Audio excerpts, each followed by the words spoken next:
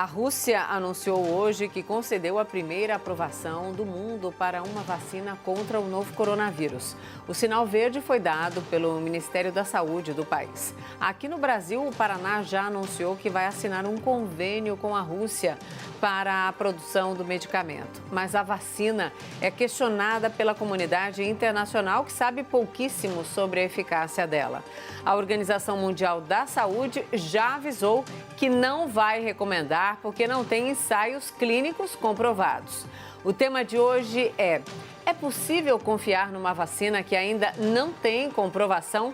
Os nossos debatedores são Bruno Salles, advogado, mestre em Direito Penal. Boa noite, Bruno. Boa noite, Mona Lisa. E Caio Coppola, bacharel em Direito e comentarista político. Boa noite, Caio. Boa noite, Mona Lisa. Boa noite, doutor Bruno. Boa noite, espectador da CNN. Boa noite, Caio. Começamos com você, Caio. Suas primeiras considerações, por favor. Claro. Bom, semana passada, por ocasião do debate sobre a volta às aulas presenciais, eu trouxe ao espectador da CNN mais uma fala pessimista do senhor Tedros Adhanom, que é diretor-geral da OMS, Organização Mundial da Saúde.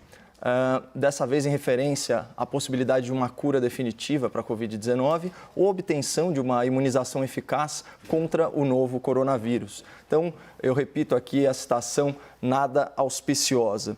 Não existe bala de prata no momento e talvez nunca exista. A preocupação de que talvez não tenhamos uma vacina que funcione ou que a proteção oferecida possa durar apenas alguns meses, nada mais. Essas declarações desalentadoras foram feitas há apenas uma semana pela principal autoridade em saúde pública no mundo, consideradas aí as devidas ressalvas em razão do caráter eminentemente político da OMS e os sucessivos erros da entidade na condução da atual crise global. Mas tão chocante quanto o desânimo que transborda aí das duras palavras do Sr. Tedros é o contexto dessa fala. De acordo com a Organização Mundial da Saúde, há 164 vacinas em desenvolvimento, sendo 25 em fase clínica e 139 em estágio pré-clínico. Ou seja, fica patente a descrença da OMS no tratamento e na imunização para a Covid-19, mesmo diante de um esforço científico mundial sem precedentes contra o novo coronavírus. Então, diante desses dados, e com o perdão, claro, do trocadilho, é impossível não se contaminar pelo ceticismo da Organização Mundial da Saúde. E eu vou um passo além.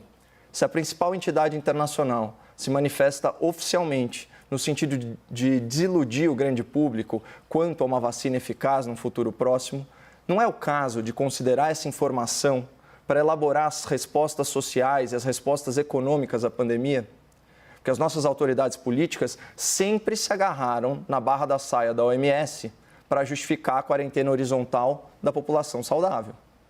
E agora essa mesma organização, na figura do seu diretor-geral, alerta para a possibilidade, ou melhor, a probabilidade da ausência de cura ou imunização nos próximos meses. Isso depois de ter declarado, que a recomendação para que os países realizassem um isolamento social horizontal e mais rigoroso deveria ser interpretada com base no perfil socioeconômico de cada localidade. Então aqui eu vou abrir aspas de novo para o senhor Tedros Adhanom. As autoridades devem considerar que, em alguns países e comunidades, as ordens para ficar em casa podem não ser práticas e até causar danos involuntários. Então percebam que o diretor-geral da OMS admite a validade da flexibilização da quarentena até no âmbito de comunidades. Então a gente não está falando necessariamente de cidades, estados ou nações. E ele complementa com uma observação que eu acho tão óbvia quanto ignorada pela patrulha lacradora do Fique em Casa. Aspas, milhões de pessoas em todo o mundo precisam trabalhar todos os dias para colocar um prato na mesa e não podem ficar em casa durante muito tempo sem assistência.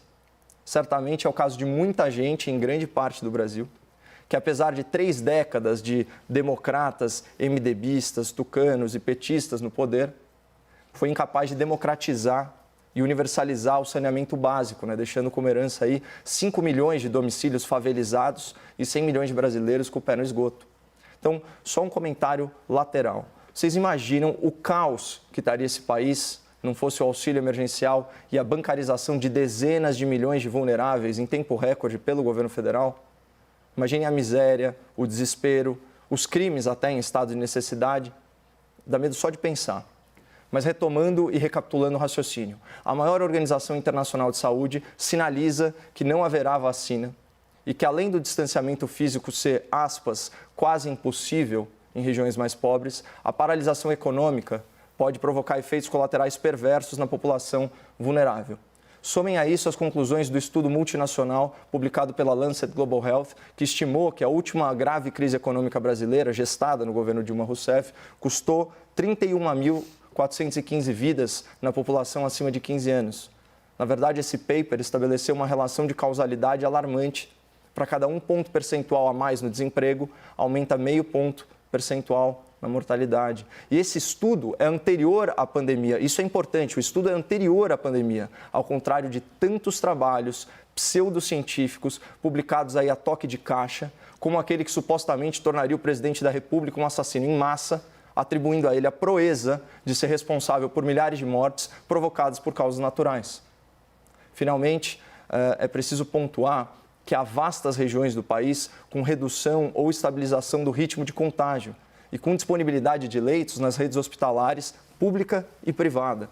Segundo o modelo estatístico de pesquisadores da USP, adotado por grande parte da imprensa para aferir o estágio da pandemia no Brasil, 18 dos 26 estados da federação estão em ritmo estável, desacelerado ou reduzido de infecções e óbitos por novo coronavírus. Todos esses fatores, então, ausência de tratamento e imunização eficazes, impossibilidade de um efetivo isolamento social horizontal e colapso econômico iminente, reforçam a tese que o custo em vidas humanas dessa pandemia será muito maior se as autoridades brasileiras não concentrarem os seus esforços em priorizar a flexibilização gradual e responsável da quarentena, focando na proteção e isolamento de pessoas nos grupos de risco. É muito mais eficiente e muito mais científico do que apostar numa vacina, como propõe o enunciado do debate, independentemente do seu país de origem, se é russo, chinês, tanto faz. E repisando o argumento, vacina essa que pode demorar meses a chegar nos postos de saúde e sequer funcionar no médio prazo, a julgar pela avaliação mais recente da OMS. Bruno, suas primeiras considerações então, por favor. Obrigado, Mona Lisa. Caio, eu fiquei com medo na hora que você falou que ia fazer um trocadilho, que viesse algo como roleta russa ou montanha-russa. Ficou até que tranquilo.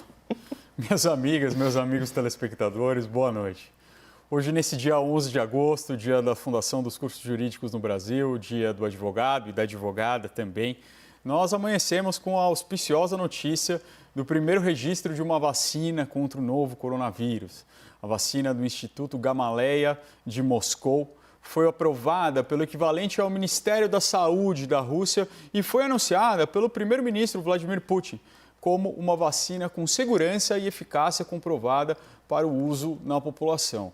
Segundo as autoridades russas, a vacina começaria a ser aplicada em profissionais de saúde e pessoas em grupo de risco já em setembro desse ano. E a partir de janeiro de 2020, a vacina estaria disponível para toda a população em geral. A notícia é realmente um alento nesses tempos de quarentena, de medidas de austeridade. Isso porque a vacina é naturalmente vista como a chave para o encerramento definitivo das medidas de isolamento social que tanto castigam a gente. No entanto, apesar de toda essa esperança, é imprescindível que nesse momento nós tenhamos cautela. Nesse sentido, é importante que a gente possa entender como que funcionam e quais são os passos necessários para, o reconhecimento científico de uma vacina e, por outro lado, quais são as exigências regulatórias para a sua aprovação. Parecem coisas muito parecidas, mas, na verdade, elas não são. O reconhecimento científico de uma vacina, ela depende da adoção de protocolos de pesquisa que passam pela fase pré-clínica, quando se procura sintetizar as substâncias que possuem a melhor reação contra o vírus, e a realização de testes em animais para a comprovação da eficácia dos dados obtidos in vitro. Após a constatação de resultados positivos, iniciam-se os testes em humanos, o que se chama de fase clínica. Pelos protocolos científicos internacionais, a etapa clínica possui, por sua vez, 3 grandes fases. Na primeira e na segunda, o determinante é que se constate a segurança dessa vacina, ou seja, que ela não apresente efeitos colaterais ou até que não cause doença nos pacientes. Nessas fases, nós temos grupos de dezenas ou centenas de pessoas, são grupos menores. Na fase 3, são produzidos ensaios em larga escala que objetivam uma avaliação definitiva da eficácia e a avaliação mais completa da segurança dessa vacina. Envolve milhares de indivíduos. A vacina mais famosa aí de Oxford, ela está trabalhando com 30 mil indivíduos ao redor do mundo. Essa fase costuma demorar vários meses, até mesmo para que se possa testar a resposta dos organismos à imunização. Infelizmente, segundo a Applied Clinical Trials, cerca de 50% dos estudos clínicos acabam falhando na fase confirmatória da fase 3, né? A cada passagem de fase, as entidades de pesquisa, esses laboratórios, eles publicam os resultados de seus desenvolvimentos em revistas científicas de grande circulação, colocando à prova as suas evoluções para que ela esteja sob escrutínio da comunidade científica. Ao final de todo esse processo, uma vacina terá sua eficácia e segurança reconhecida pela comunidade internacional. Mas e para registrar uma vacina? Hoje o que teve foi um registro de uma vacina. Do que eu preciso? Em síntese, você precisa de autorização do órgão regulador do seu país. Se o seu país aceitar o registro da vacina após, por exemplo, a fase pré-clínica, mesmo antes de começar a testar em humanos, a vacina vai estar aprovada e poderá ser disponibilizada, né, para o seu uso para a população. Não há necessidade, por exemplo, de uma aprovação pela OMS ou por qualquer outro mecanismo internacional. Cada país, nesse sentido, é soberano para regular suas próprias vacinas. É claro que existe um protocolo comum internacional que segue algumas diretrizes, e essas diretrizes são aquelas mencionadas anteriormente. A própria OMS faz recomendações e fóruns para organizar a padronização disso, mas essas recomendações não são vinculativas. No Brasil, por exemplo, que é o que importa para a gente, para a aprovação de uma vacina, é indispensável que se vençam as 3 etapas da fase clínica, né? Antes disso, o medicamento só pode ser utilizado em grupos de teste como ainda um medicamento experimental. O grande problema dessa vacina Sputnik V é que esses estudos ainda não foram concluídos, não foram divulgados e não há informação sequer sobre a etapa clínica em que estão esses testes, né? E ao que tudo indica, até mesmo pelo tempo de fabricação, essa vacina acabou de entrar mais ou menos na sua fase 3 e ainda depende de muitas avaliações para a final comprovação de eficácia e segurança. Por isso, o fato de ter sido registrada lá na Rússia não quer dizer que já possa ser utilizada aqui no Brasil. O momento é de esperar. E respondendo à pergunta do debate, se é possível confiar numa vacina que ainda não tem comprovação, se fosse o presidente Bolsonaro, ele diria, olha, mas também não tem comprovação de que ela não funciona. Vamos então ao debate. Bruno e Caio, por favor. Bom, aproveitando aí que hoje é dia do advogado, né, e da instauração aí dos cursos jurídicos no Brasil, eu aproveito o ensejo para parabenizar aí meu debatedor, aí por extensão aí todos os advogados do Brasil pela data auspiciosa, né? Bom, todos não, né, doutor? Vamos lá, vamos parabenizar só os advogados probos, aqueles que se limitam a defender os seus clientes, né, e não a serem seus cúmplices. Mas vamos lá, também saudações acadêmicas a todos que frequentaram o Centro Acadêmico 11 de agosto. Esse tema aí da vacina russa, inclusive anunciada pelo Vladimir Putin e não por um grupo, né, por um conjunto de cientistas, como costuma ser a praxe nesses casos, né, ele mostra no plano internacional um fenômeno que a gente vem experienciando aqui no Brasil, infelizmente, que é a politização da pandemia. Aliás, o nome da vacina, ele remonta até a corrida espacial, né? Então, quando você tinha aquele ambiente aí de Guerra Fria, de bipolaridade, o nome Sputnik V, né, o nome da vacina, Sputnik era o nome daquele primeiro satélite lançado pelo governo russo, aí, isso nos idos dos anos 50, e também é o nome de uma agência, né, uma agência estatal de comunicação russa. Então, é um nome muito simbólico, é um nome muito forte para toda a comunidade russa e não à toa foi escolhido para batizar essa vacina, que é o que parece está queimando etapas para conseguir o protagonismo de ser uma vacina pioneira, né? Obviamente, é muito difícil imaginar que o presidente russo ele emprestaria aí a sua credibilidade, ele arriscaria a sua reputação numa vacina que ele não tivesse muita certeza da sua eficácia ou pelo menos da sua qualidade de não lesar os vacinados. Mas muitas vezes nesses casos a gente tem que optar por um excesso até de cautela e de prudência, e vale muito mais a pena a gente ver os resultados aí a médio prazo, como você bem colocou, antes de tomar qualquer decisão de apostar num tratamento que não passou aí pelo devido processo científico. O grande problema dessa vacina, eu entendo, é o mesmo problema que a gente tinha em relação à cloroquina. Você tem um medicamento que apresentou alguns resultados interessantes, mas ele não foi colocado à prova em grupos de testes. O que são grupos de testes?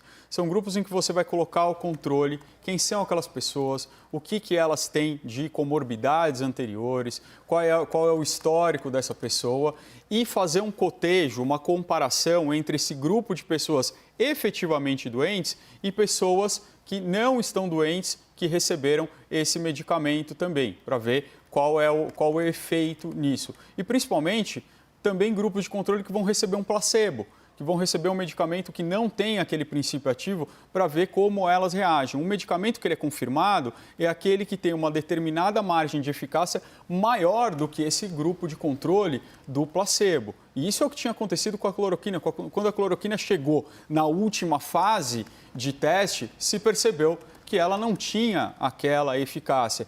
E esse é o problema que pode acontecer com a vacina russa. Ela é uma aposta é um longo chute essa aposta, por quê? Você passou de fato pela fase 2. Então, se você realmente ultrapassou aquela fase 2, você tem uma certa segurança de que essa vacina não faz mal, né? Houve uma grande preocupação, inclusive por parte do ex-presidente da Anvisa, sobre uma vacina ser colocada em circulação de forma apressada e ela poder trazer efeitos deletérios, porque é diferente uma vacina de um medicamento. O medicamento, a pessoa já está doente. Às vezes vale a pena você arriscar com um medicamento porque a pessoa já tem uma moléstia que está levando, que está ceifando a sua vida. No caso da vacina, não.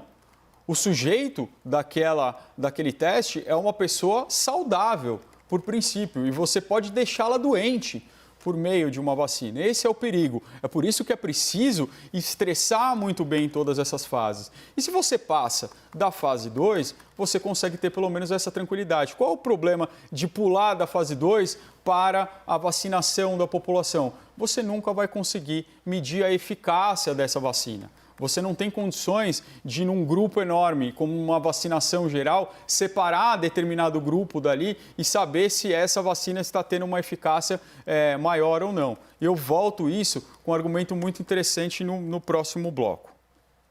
Bom, eu só queria pontuar aqui, nesse paralelo que você estabeleceu, existe uma diferença fundamental entre essa promissora vacina russa e a cloroquina, né, ou a hidroxicloroquina. Além do fato óbvio de que, num caso, a gente está falando de vacina, portanto, de imunização, e no outro, a gente está falando de tratamento para uma doença já estabelecida no paciente, né? A hidroxicloroquina é uma medicação com mais de 70 anos de uso livre aqui no Brasil, né? Inclusive, ela é tomada até de forma profilática por N profissionais da saúde. Até 2020, ela era vendida sem receita. A receita médica ela se tornou necessária para evitar justamente que essa medicação faltasse para pacientes crônicos de outras doenças que faziam uso dessa substância, né? Então, também é muito importante falar que a hidroxicloroquina ela foi sempre utilizada, né, numa combinação, né, com o coquetel imunológico, né, que incluía aí vitaminas, aminoácidos, enfim, para fortalecer mesmo a imunidade do paciente e antibióticos, né?